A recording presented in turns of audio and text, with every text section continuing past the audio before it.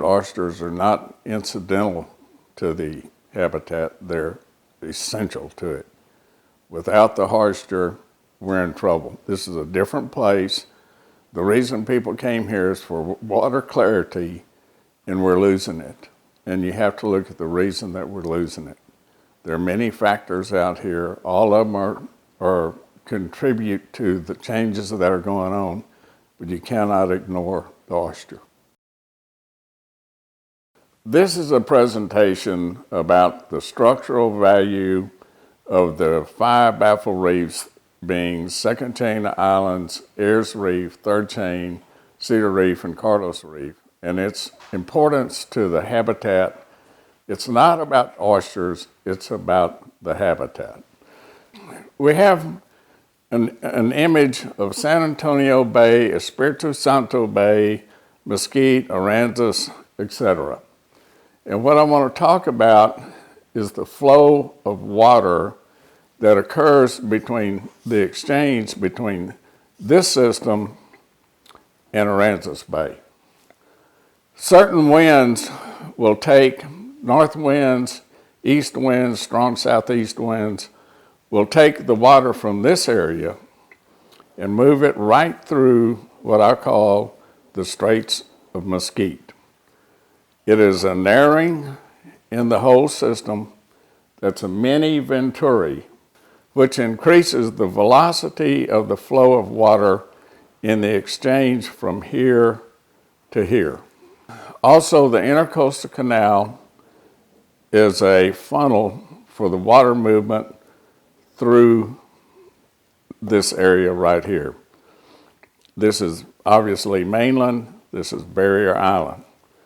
What's unique about these reefs is that they extend the second chain, Ayers, third chain, Cedar, and Carlos, extend from the Barrier Island to the mainland.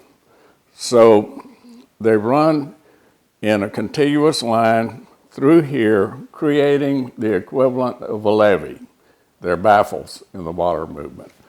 They slow the water movement down, and they attenuate the waves, and they reduce erosion.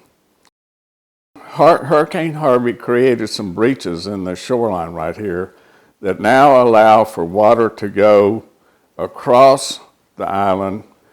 In the past, water coming into this area right here came in these bayous and set. Then when the water went out, when the tide went out, the water level went out, that water went back out through those same bayous. So it wasn't a true exchange across this part right here.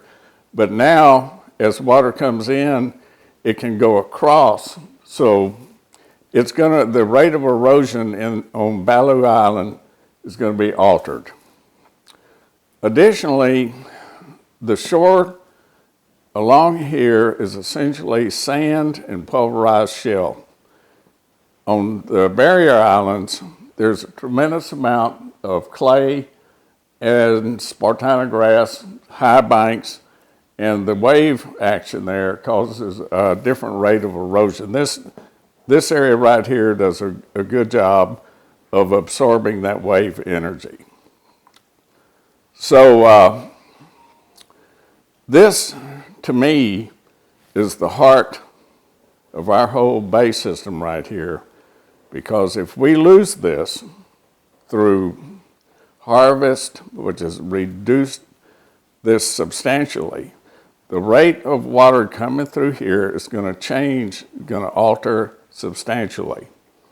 The efficiency of an oyster as a filter feeder is directly related to its proximity to the surface. The duration that an oyster has with water has everything to do with its filtration capabilities, as well as the speed of the water that goes across it. This is an image from 2009, and it shows clearly the structure of the second chain islands, Ayers Reef being continuous, third chain islands from the Barrier Island to the mainland, Cedar Reef doing the same thing, and Carlos Reef doing the same thing also. So this image fairly presents the fact that in the water flow from San Antonio Bay through here, these are actual baffles, which is the same thing as a levee and a rice field. It's going to slow the surge of water through here all the way down into Aransas Bay. This is an image from 2018, and it shows the structural reduction in second chain, the fact that Ayers Reef is still somewhat intact, that third chain islands is essentially damaged and diminished, that Cedar Reef is still intact, and Carlos is gone. So we have to look at the past and the present to see what the future is going to be. If we lose these baffles through here to the harvest or anything else, we're going to be in trouble. And the fact that that could happen is irreversible in its effect to the habitat of the whole area. If this theory is correct and harvest is allowed to continue, and these reefs are further degraded, and you decide that this is correct, and you want to do reef restoration, it's a whole lot cheaper to stop this now than to let this go forward and have to spend untold sums of money fixing this problem. There are many factors out here. All of them are contribute to the changes that are going on, but you cannot ignore the oyster.